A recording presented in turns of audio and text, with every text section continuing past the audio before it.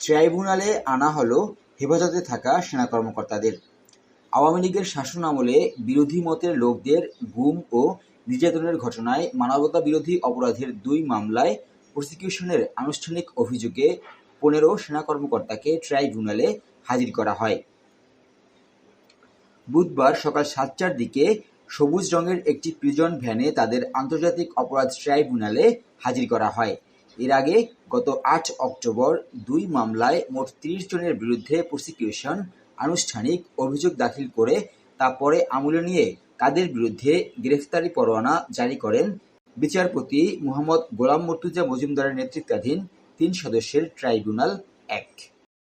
অনেক জল্পনা-কল্পনা ছিল সেনা কর্মকর্তাদের ট্রাইব্যুনালে হাজির করা হবে কিনা, কিন্তু অবশেষে তাদেরকে হাজির করা হলো এবং প্রথম দিনেই হাজির করার পরে তাদের জামিনও চাওয়া হয়েছে। Nasir Uddin, SA time.